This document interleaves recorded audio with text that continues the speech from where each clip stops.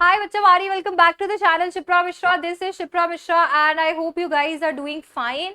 So मैं आपको बता देती हूँ कि आज 15 तारीख को आपका पहला CUET का पेपर लगा था और बहुत ही खतरनाक जज्बे के साथ में बहुत ही कुछ सेट ऑफ स्टूडेंट्स, भगवान जाने कैसे आप लोग गए थे, क्योंकि मेरे को लगता है सबसे अतरंगी पेपर है। और इतने अतरंगी पेपर में आपका कोई एक सेट था जो आज पहले फर्स्ट सेट था जिसने पेपर दिया है। तो सबसे पहले तो आप लोगों पे मैं बहुत गर्व महसूस करती हूँ। इसके साथ साथ में मुझे लगता है कि मुझे सारे के सारे सिम्बा बैच को ही कंग्रेचुलेशन कहना चाहिए, क्योंकि आप एक आपकी स्ट्रेंथ अनपैरेलल्ड है। अभी ऐसा नहीं है सिर्फ 15 तारीख वाले बच्चे, मेरे को लगता है हर एक बच्चे ने अपना अपना एक अपना अलग स्ट्रगल है। कुछ बच्चे पता नहीं कितने और एग्जाम्स के लिए अपियर हो रहे हैं, टाइम बड़ा कम है, बहुत सारी चीजें हैं, तो सब पे मेरे को बहुत ज्यादा प्राउड है।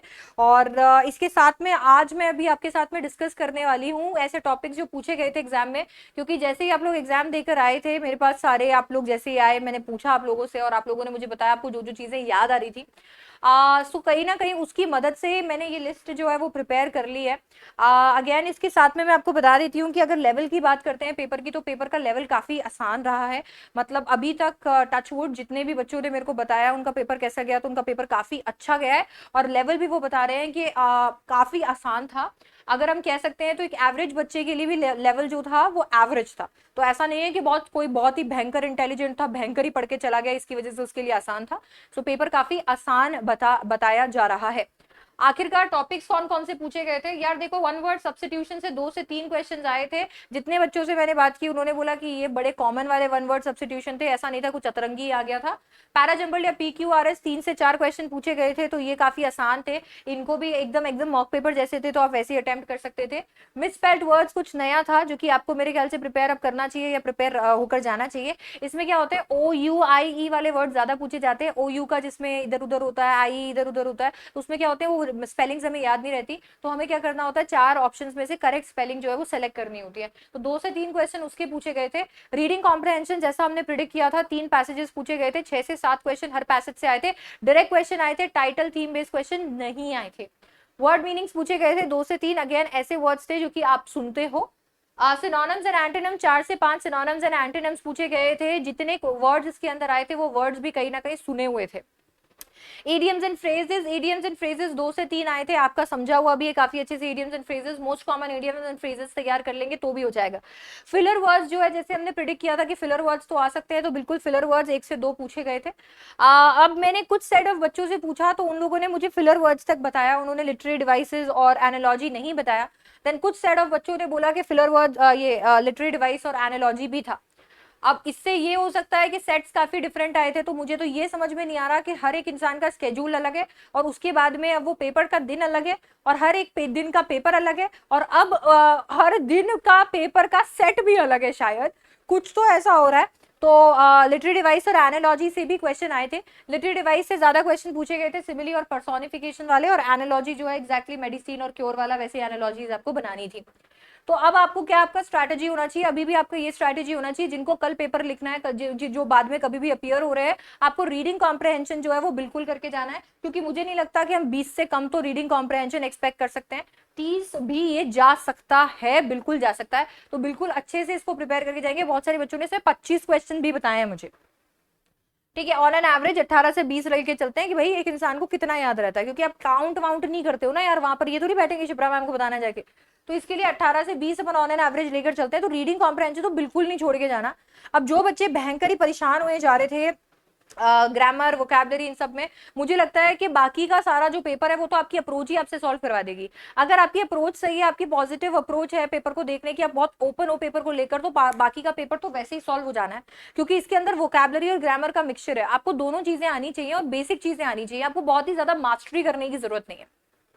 अब अगर अपन बात करते हैं टाइम मैनेजमेंट की, तो कहीं ना कहीं बच्चों ने मुझे ये भी बताया कि 5 से 7 मिनट पहले ही उनका पेपर हो गया था। तो मुझे लगता नहीं टाइम मैनेजमेंट में इशू आएगा।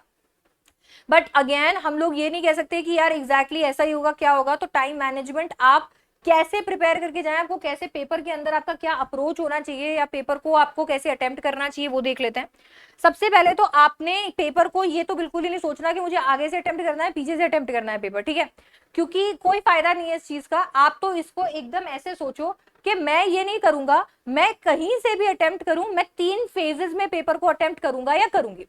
आपको पता है कि आपके पास में 50 क्वेश्चन की पूरी लिस्ट बनाई हुई है, आपके पास वो 50 क्वेश्चन की लिस्ट है, आपने फर्स्ट क्वेश्चन से शुरू किया, आप करते जाइए। आप पहले फेज 1 में वो वाले क्वेश्चन कीजिए जिनको लेकर आप सुपर श्योर है, ऐसे क्वेश्चन जिनको लेकर आप 100% श्योर है कि इनका आंसर तो मुझे आ रहा है।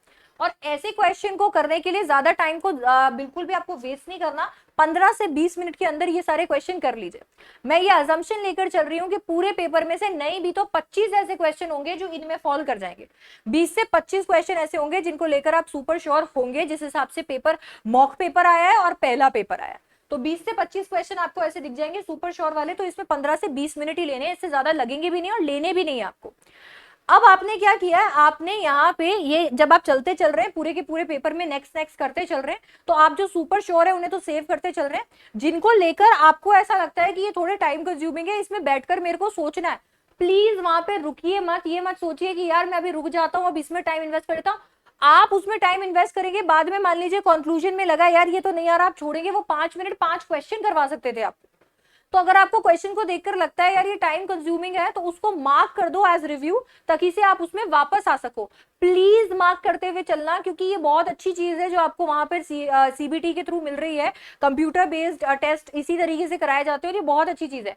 आपने वहां पे वो मार्क कर दिया तो आपको पता चलेगा कि फेज 1 में मार्क करते हुए चलो, पूरे पेपर को देखते चलो, सॉल्व करते चलो और फेज 1 में मार्क करते चलो ऐसे वाले क्वेश्चन जो आपको लगता है टाइम कंज्यूमिंग है या डिफिकल्ट है।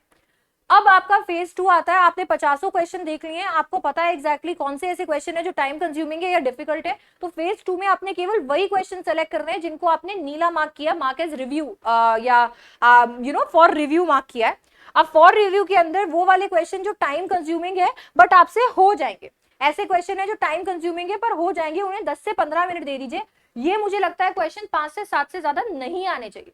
5 से 7 क्वेश्चन मान लीजिए, ज्यादा से ज्यादा 10 क्वेश्चन आप ऐसे मान सकते हैं जो कि आपको यहाँ पर ऐसे होंगे कि थोड़े से टाइम कंज्यूमिंग होंगे, क्योंकि देखिए एनटीए भी ये चाहता है कि कहीं ना कहीं आपका टाइम वेस्ट कराया जाए और उसमें जो है कंपटीशन को बढ़ाया जाए।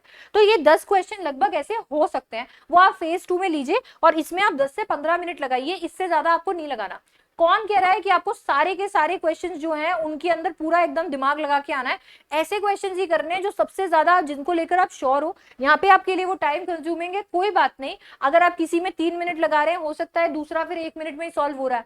टोटली अप्रोच का खेल होता है सारा। जब यहाँ पर 20-25 क्वेश्चन सॉल्व हो जाते हैं, आपके पास अभी भी अच्छा खासा टाइम बचता है, तो कॉन्फिडेंस ऐसा बूस्ट होता है ना कि ये वाले क्वेश्चन भी अपने आप होने लगते हैं। तो टाइम कंज्यूमिंग वाले क्वेश्चन को आपने यहाँ पर 10 से 15 मिनट में करना है। 5 से 10 क्वेश्चन अगर मान लीजिए आ जाते हैं, तो ये 5 से 10 क्वेश्चन के बीच में 6-7 ऐसे क्वेश्चन अगर आ जाते हैं तो आप 10 से 15 मिनट ही इसमें लगाइएगा, इससे ज्यादा हमें लगाने नहीं। अब यहाँ पे जो है इनको हमने कर लिया। अब इसके बाद में कुछ ऐसे क्वेश्चन भी हो सकते हैं जो कि हमें बिल्कुल भी नहीं आए। फेज 2 के अंदर भी ऐसे क्वेश्चन है कि अभी वो बिल्कुल भी नहीं आ रहे हैं। मैं अजम्पशन लेकर चल रही हूँ कि अभी आपके पास में लगभग 15 मिनट बच जाएंगे, 10 से 15 मिनट आपके पास में बचे रहेंगे। ये 10 से 15 मिनट जो आपके पास में बचे हुए हैं, इनके अंदर आपको टाइम कंज्यूमिंग और डिफिकल्ट क्वेश्चन करने हैं। ये ऐसे वाले क्वेश्चन हो सकते हैं जिनमें बहुत तो टाइम लग रहा है, एट द सेम टाइम आपको ये भी नहीं पता है कि आप इसको मार्क करना भी चाहते हैं या नहीं, क्योंकि यहाँ पे आपको जजमेंट लेनी पड़ेगी। अगेन 5 से 7 क्वेश्चन यहाँ पर ऐसे आपको मिल जाएंगे।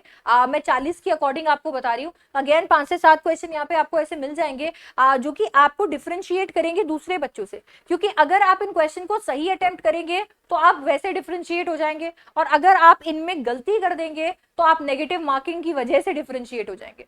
तो इनमें आपको बहुत ध्यान से और बहुत ही केयरफुली एकदम ये सोच सोच के कि यार मुझे अटेम्प्ट करना भी है कि नहीं करना, मैं श्योर भी हूं कि नहीं, क्या मैं ये गैम्बल कर सकता हूं या नहीं, ये सब कुछ सोचना है उन 15 मिनट के अंदर। सिर्फ 15 मिनट है तुम्हारे पास, और उस 15 मिनट के अंदर आपने टाइम कंज्यूमिंग या डिफिकल्ट क्वेश्चन करने हैं। तो पेपर को ना आगे से अटेम्प्ट करना है ना पीछे से अटेम्प्ट करना है, 3 फेजेस के अंदर अटेम्प्ट करना है। इससे टाइम जो है वो आपका काफी सेव होने वाला है। सीबीटी है तो सीबीटी का फायदा उठाइए। इसके साथ साथ में मैंने आपको बता दिया कि ये वाले टॉपिक जो है वो पूछे गए थे, पेपर काफी आसान था। अजम्पशन लेकर चल रही हूँ बाकी पेपर्स भी ऐसे ही होंगे, क्योंकि क्या है ना, जिस हिसाब से कंपटीशन चल रहा है, जिस हिसाब से सारी चीजें चल रही है, मेरे को नहीं लगता कि लैंग्वेज, मेरे को लगता है language is their least favourite, कि यार इसको तो क्या ही बिगाड़ना, अभी इसमें क्या ही हो सकता है ऐसा। तो मेरे ख्याल से अगर आप थोड़ा सा रीडिंग कॉम्प्रहेंशन अच्छे से कर लेंगे, ये 20 क्वेश्चन भी बहुत अच्छे से हो गए डायरेक्ट वाले, तो उसके बाद में जो है वो सारा यहाँ का खेल है और सब कुछ मैनेज हो जाना है। ऑल द वेरी बेस्ट सारे बच्चों को जो एग्जाम लिखने वाले हैं सीयूईटी का। और हमेशा याद रखना कि आपका बैच बहुत अनोखा है, बहुत ही अनोखे हो आप लोग, और आपका जज्बा डेफिनेटली बहुत ही खतरनाक है, और मुझे आप पे गर्व है और पूरा हिंदुस्तान आप पे गर्व करता है, क्योंकि जिस हिसाब से आप लोग ये पेपर कर रहे हो, आपके पास ट्रैवल का टाइम नहीं है और ये सब कुछ, वो काबिले तारीफ है। So yes, you guys are my Simbas, you guys are like बहुत ही ज्यादा ब्रेव लोग। सो आप बहुत अच्छा करोगे डेफिनेटली, हम सबकी दुआएं आपके साथ में हैं। So all the very best, और आग लगा के आ जाना। yes, till then I will see you in the next one. Bye bye, take care, see you.